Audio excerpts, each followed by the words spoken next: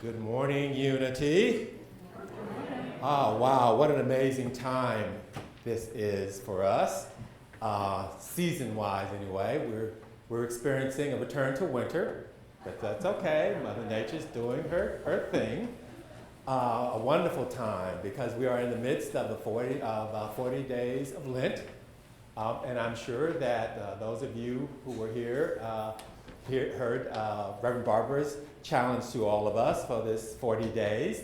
And it's not just about giving up chocolate. Lent is not just about giving up chocolate. There's more to it, but I'm not going to remind you of that. If you want to know about that, you can see her afterwards, okay? Also, what an amazing time. Our brothers and sisters of the Muslim faith have just wrapped up Ramadan, their 30 days of fasting.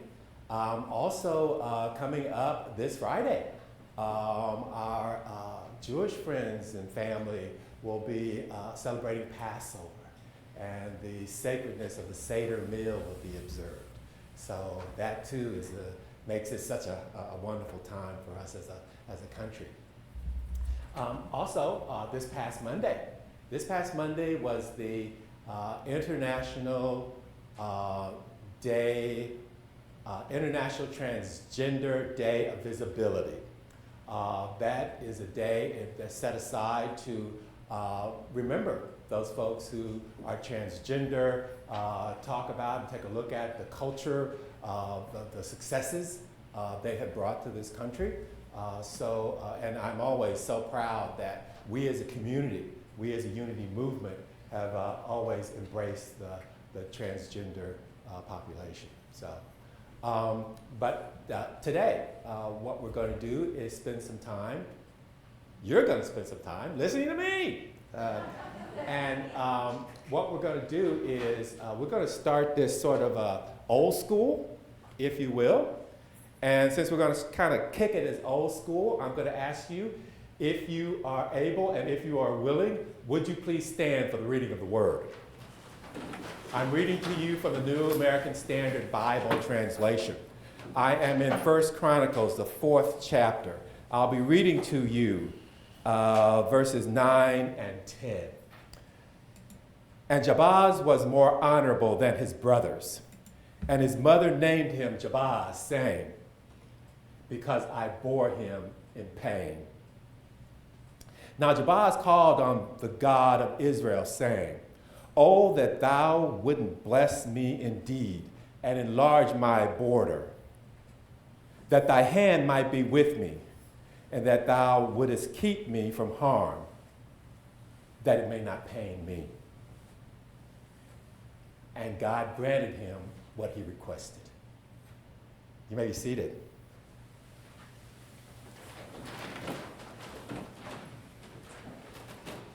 I don't know about you, but as you work on different projects, does your mind wander periodically? And so while I was thinking about this particular passage, my mind wandered, and I thought, oh, wow, what would it have been like for little Jabaz to be in school?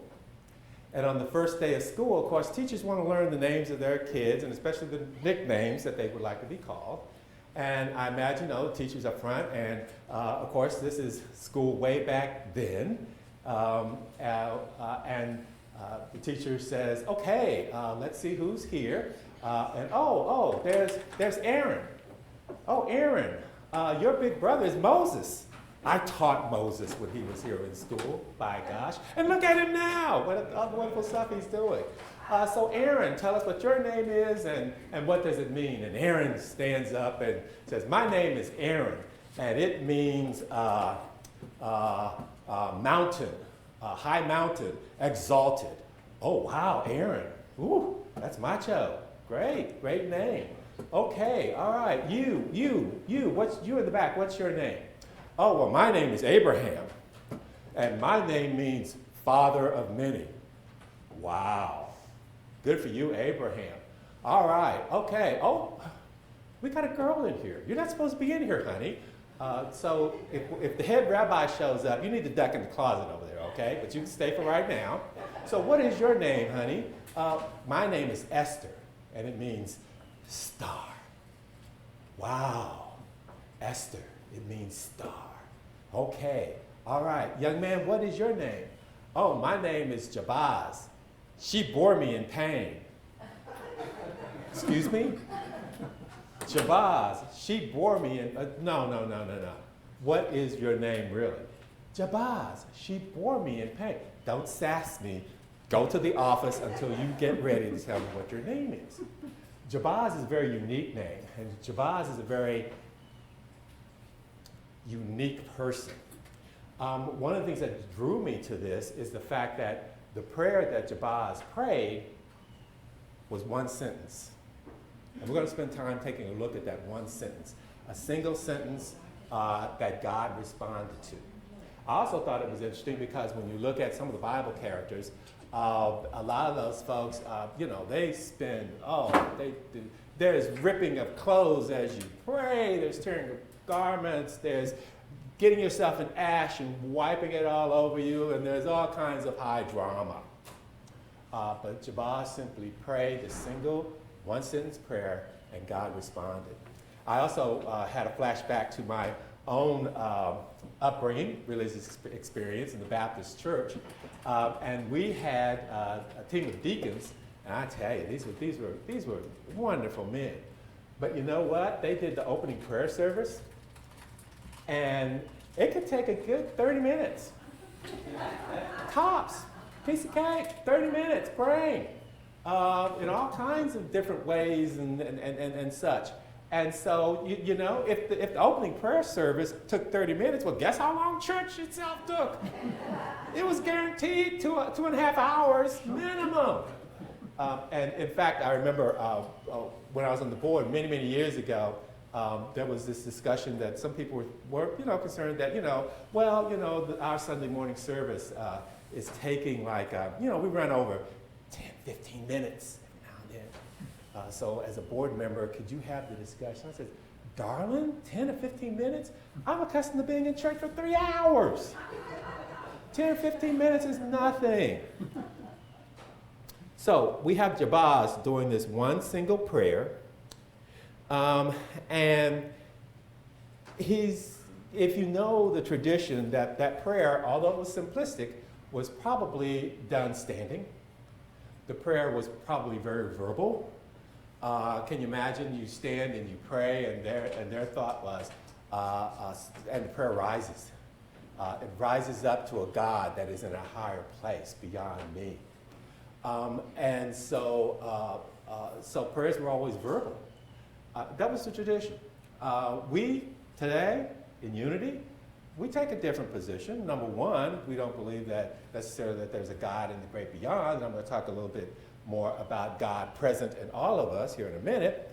But just to set the stage for what Jabaz is doing, we're going to take a look at, and would you advance me one? Oh, thank you guys. I thought that it would be helpful if we had the prayer on the screen so that we could sort of follow along sentence by sentence. Now, so since it's a one-sentence prayer, the good news for you is it's going to be a short lesson. Yay! I mean, how much time could I possibly spend talking about one sentence, right? Okay, test me. Okay. The first and most obvious thing is that Jabaz took the time to ask. When he says the phrase, bless me indeed, we understand that what he's saying is that, I just want to stand in the glory of God. I just want God to see me.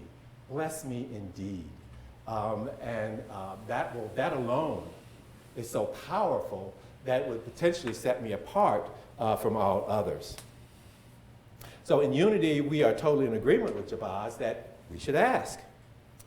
But we're not on the same page when it comes to the fact that God is this being that sits high all the time and looks down low on us judgmentally.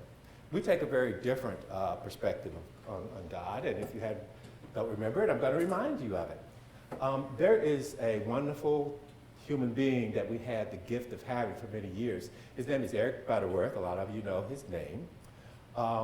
And he did an amazing job of taking sometimes very complex metaphysical thoughts and making them digestible for us who are not so complex and deep thinking. In fact, he did this so well that at one point, his congregation, he was a Unity minister, at one point, his congregation in New York, he'd have 2,000 people on a Sunday morning. So he was a very long time thought leader in our movement. So this book is Practical Metaphysics, A New Insight and Truth. By the way, I'm a book nerd, if you don't know that. So much so, we're talking about making a trip to Europe in September, and I'm already trying to decide what books I'm going to take so I can read in those down times. Anyway, so here's what Eric Butterworth says. We need to get away from the thought of God somewhere and think of God as present, active within us, expressing himself as us. We must let go of the tendency to pray to God, to reach for God, to supplicate help from God. Sounds like something Jabaz is doing, right? And to get the realization that God is present as the allness in which I exist, and you exist as in eachness. These are not just words. This is the realization that we must work to realize. It's important to let go of the say your prayers technique. Prayer is not conditioning God with your needs, begging for handouts from heaven.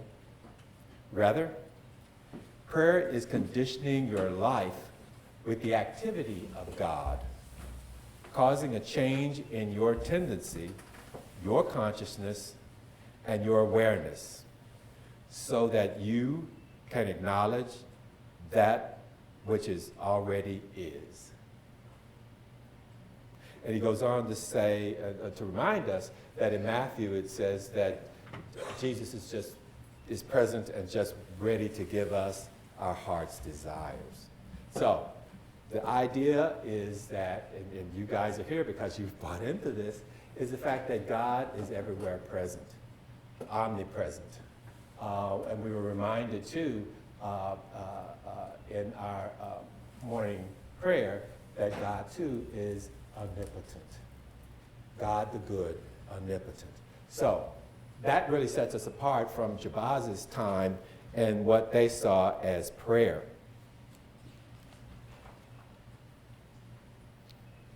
Now, I will tell you one thing. When I first came into the Unity movement and was really gotten steeped in the idea of prayer and meditation, I kind of got hung up on, now I'm going to pray and now I'm going to meditate.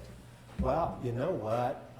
As I talked to some folks who are much more astute than I am, I said, you know what, LD, stop hanging up on labels. You know, you're going to ease in and out of one or the other. Doesn't matter what we call it, as long as we are making that connection with our higher good. So, so prayer can take any kind of form. It can take place anywhere, and we just need to embrace that. Now, one of the first things Jabaz asked for is enlarge my territory.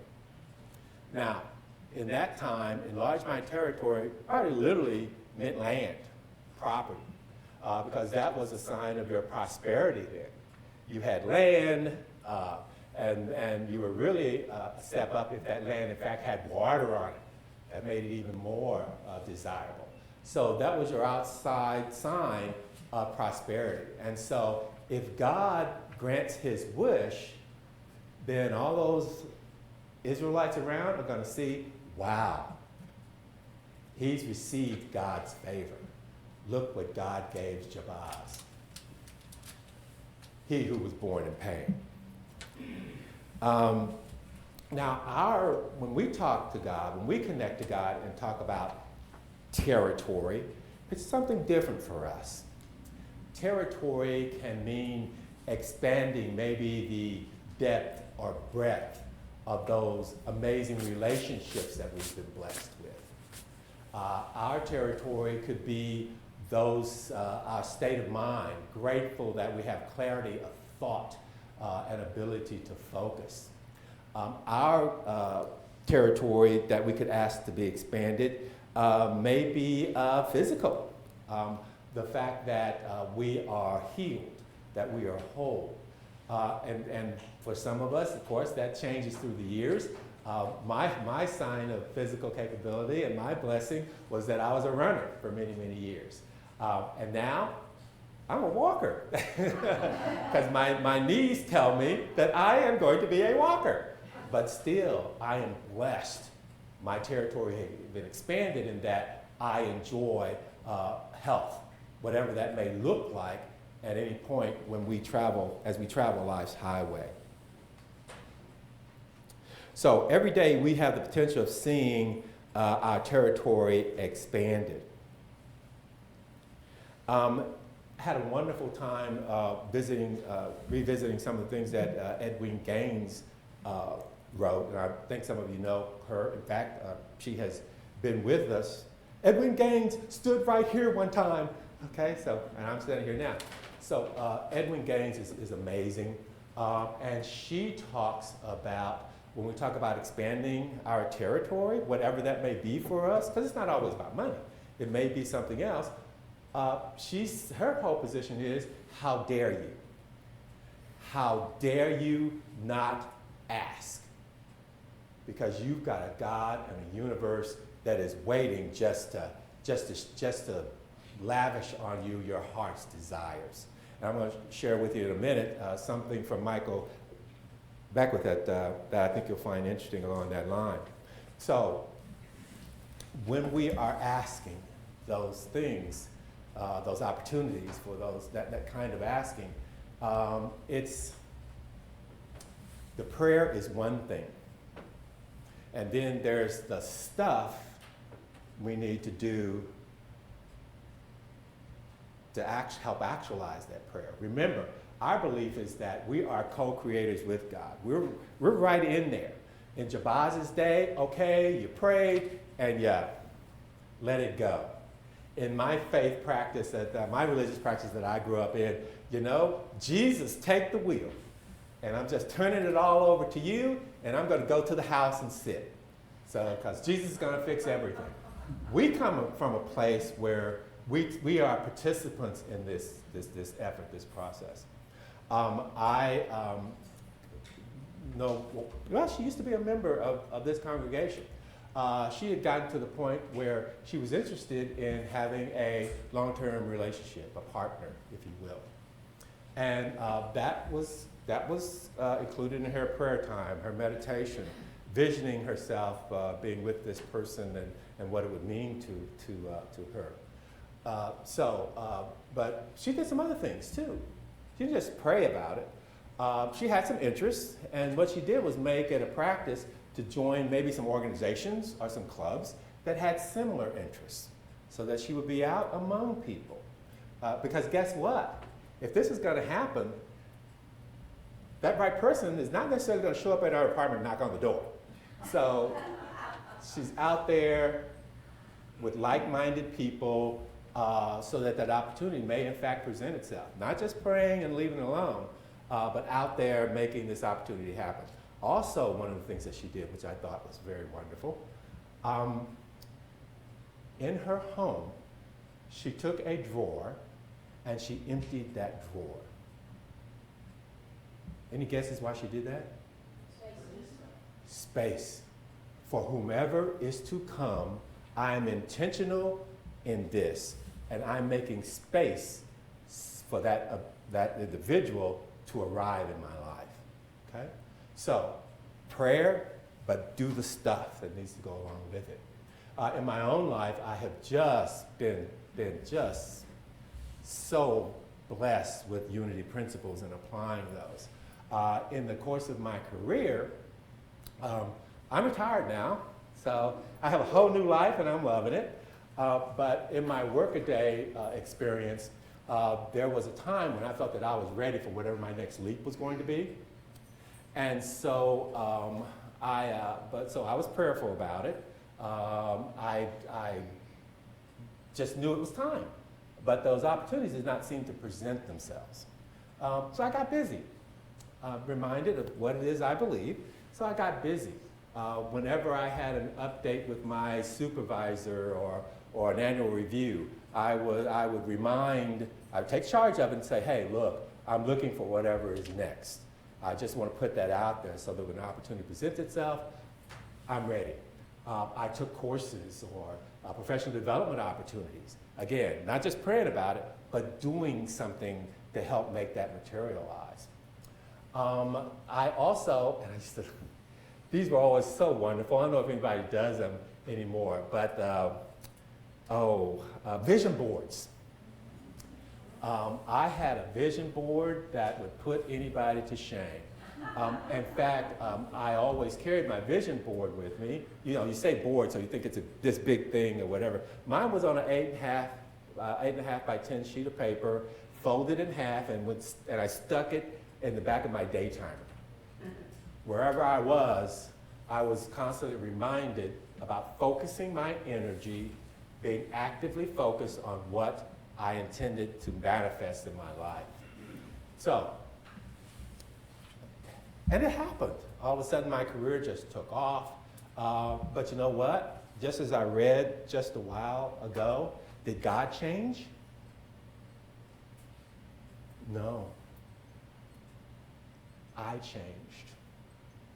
I changed my attitude. I changed what it was. Excuse me just a second. Something is happening here with my phone. It's a new phone. So I had my nephew come over and program everything for me. Okay. So that's just full disclosure. I don't have a clue about what it does and how it does it. But whenever we get new technology at our house, Zachary, we got a new laptop. Come over here and take care of this. So silence that. All right. So, but when those blessings come forth, when that goodness comes forth to us, one of the things that we need to do is then think about how do we maintain that. That's a good thing to talk about how to maintain that. And Jabaz says that your hand would be with me. So he's asking for this expansion of this great territory, and it occurs to him, I think, that oh boy, how do I do this? This could be quite the undertaking. And so he's asking God's help in helping him sustain this tremendous blessing that he believes is going to come his way. So that led me to think about, what do we do? What are some of the things that we can do to sustain those wonderful things that come into our lives, especially when they are new things that have evolved? And I thought about a couple of options. One, we can employ one of the oldest natural laws there is, and that is the law of circulation. And there are natural laws in the universe, like for example, gravity. I don't have to think about gravity. I'm just going to stand here and know I'm not going to float up to the ceiling. So there are also spiritual laws, and one of those is the law of circulation. So I understand, from where I am, that comes into play because, for example, I have been, at that point, blessed with this great career advancement, and they kept happening for me and kept happening for me. Now, I don't want to paint the picture that everything was okie dokie and hunky dory. Throughout my career, I have been downsized, right-sized, outsourced a number of times over the years. But you know what was so amazing? Each time I was downsized or left, sometimes just kind of pushed out the door, something bigger and better came along. It just kept happening and kept happening. And I wouldn't tell people about it because I thought, I don't want to mess this up. I'll just keep my head down and keep going. But that was just a wonderful experience to have. Not getting laid off, but the fact that each time it happened, I moved right on down the road. But anyway, so I've got this career that I have been blessed with, and so I'm thinking the law of circulation ought to kick in. So in the course of my career, I always identified people on my team that I was going to, high performers. They were doing great jobs. They were notable folks, but at least 2 or 3 people that I was going to focus on.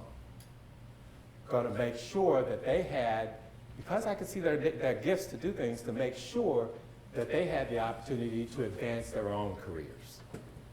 Blessed with my career, now make it possible for other people. Now, you might say, well, why 2 people? One of the lessons I really learned early on is, for example, at one point, I was responsible for 8 states that had like 200 staff members scattered across those 8 states. That's a lot of people. So why not have maybe 50 people I say I would focus on? Well, I decided that it would be smart and more meaningful if I was an inch wide, but a mile deep. Instead of doing 50 people and be a mile wide and doing it poorly, because I can only go an inch deep with 50 people, I'm going to do 2 people and really do a good job with those 2 or 3 people. So, to me, that was my way of sustaining this blessing that had come my way, keeping it active, keeping it alive. Number 2 is to sustain those gifts that have come your way. I believe we should sit in gratitude. That keeps that gift right at the forefront of our minds, lodged in our hearts. We sit in gratitude and we are appreciative for what has come our way, or who, or whatever. I was having a conversation with my nephew, the one who takes care of technology for his old uncles and stuff. We were talking about, he was ready to have the financial management conversation, and that is just a mile marker. You know, when they're this little, it's you need to have the talk with the boy about tax. That's the first conversation. But he's ready from financial management. So we're talking about having a financial advisor, what that means, how that works. He's talking about where he sees himself going, advancing, talking about investing. And at one point, he talks about one of his goals being a car and what that car would be and how much it would cost, what the down payment would look like, insurance, and so on and so forth. I said, okay. All right, seems like you're pretty squared away with all that how. Why? Why? I'm going to suggest to you that you not want a new car just for the sake of having a new car. That car, when it is manifested, ought to be a blessing to you. It ought to be something that, one, will get you to work on a regular basis so that your prosperity can continue to grow and expand. 2, should one of us family members have an emergency or a need, you have the transportation that can help us, and so on and so forth. And it was amazing just to see his face kind of shift in that, oh, yeah. I said, so sit, once that arrives, and it did. When the car arrived, he is in a lovely little vehicle now. When that arrives, sit in gratitude, sit in appreciation for the blessing that you have, but look beyond just having the thing. Don't just think about the thing. All right, and so let's go on to our next, and it says, and that you would keep me from harm. When you read about Jabaz, there is that typical Bible thing that happens where somebody begot that, and so on down the line. So I spared you all that this morning. Okay. But he had part of his history was that people had failed. People in his lineage had risen to great heights and then failed. And so he's asking God to just, keep an eye on me. I'm fearful that I might, in fact, fail. And it's amazing what fear does to us as humans. There's that, I know. There's the fear that Dr. Martin Luther King wrote about. He was a brilliant man, and his papers had been published, not just about those things once he became famous, but papers he had written before then. And one of the thought papers he had done was about readying for the civil rights movement, and how this was such a dangerous time for black people in this country, no matter what they did. And he said, I fully understand that. He said, and I fully understand your fear. But there are two kinds of fear. There is fear that will make you be better organized, thoughtful, deliberate, that you will be more cautious. And then there's that fear that will paralyze you. You will do nothing. And guess what? If you do nothing, nothing will change. So, Shabazz is at a place where he is fearful, and well, actually, let me read something, share something else with you. This one was funny. No, it wasn't fun. The book wasn't funny. But the way it unfolded for me is funny, because some of you who were here will remember this one. It's called Make Your Bed. And I got more reaction when I did a lesson around making your bed. How could you talk about 25 minutes about making your bed? I did. But it was the most wonderful reaction to people. But anyway, this was written by retired Navy Admiral William H. McRaven. He was a Navy SEAL, and his book is all about lessons learned as a Navy SEAL. You know, if you think Marines are crazy, Navy SEALs are over the top insane. Hopefully I didn't hear the Navy SEAL, but the things that they do, even in their training, those things are life-threatening. But that training is built so that they will weed out those who really can't cut it.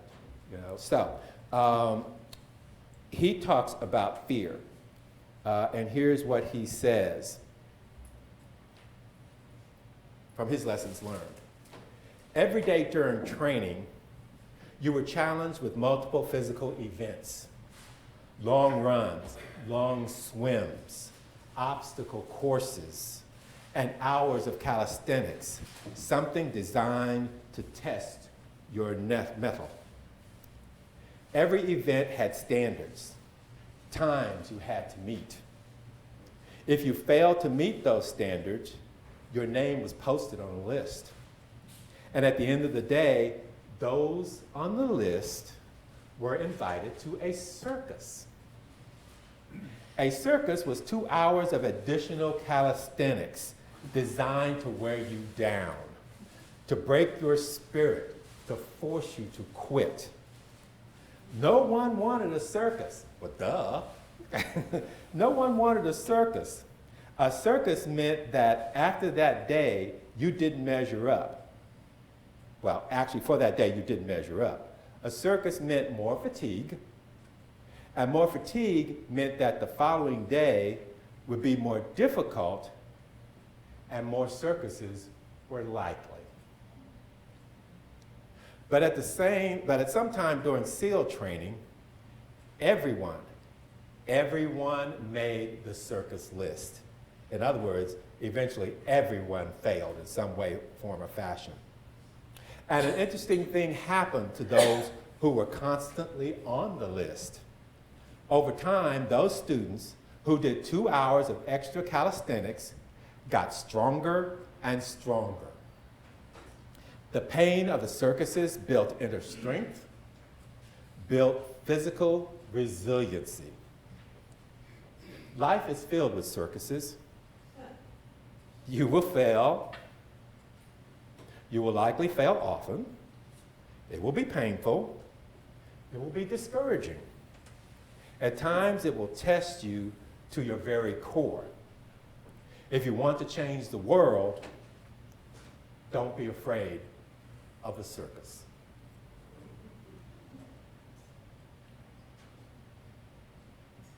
when you prepare to receive whatever that goodness is going to be, going to enter your life, you know, especially if you open yourself widely to whatever happens, there's something that we do.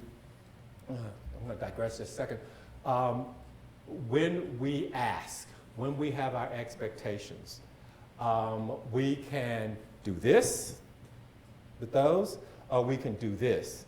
For example, the person I was telling you about earlier, when she was thinking about a partner, she didn't say, oh, I want somebody with blonde hair, blue eyes, 5'11", and is an attorney from South America. That's this. Instead, what she did was,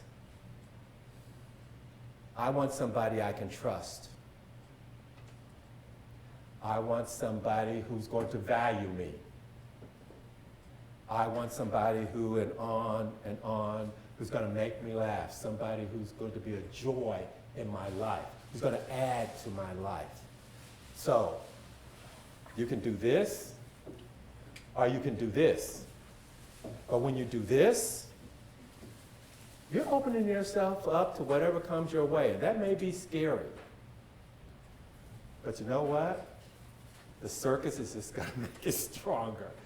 Step away from the fear, work through the fear, open yourself up, and wait for what happens. All right. And God granted him what he requested.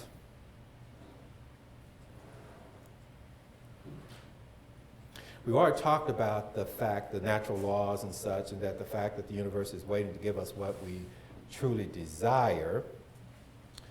But the truth of it all is that sometimes in this world of ours, there are people who will look at things as, if you get something, then that means somebody else, or even I, will get less.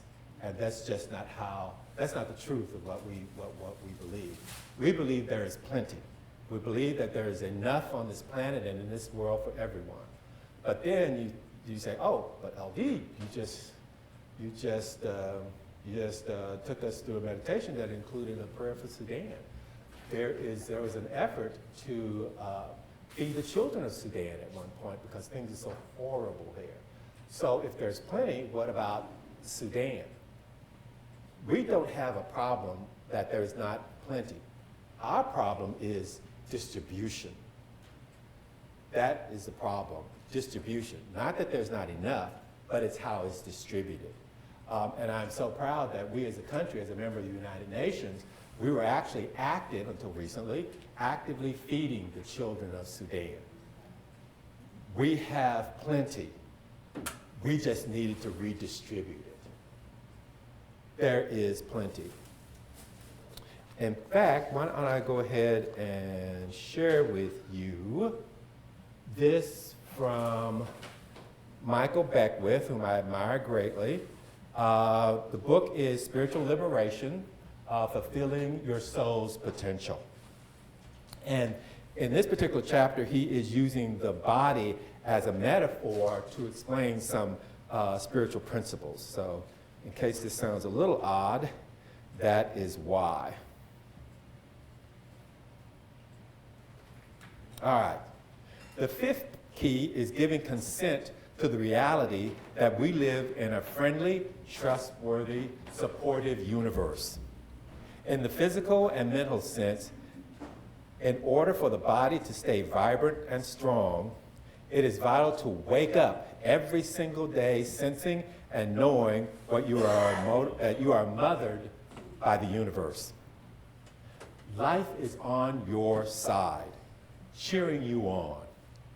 If you have toxic thoughts that the universe is unfriendly, that it's chaotic, and out to get you, then guess what? Oh, he doesn't say guess what, that's me.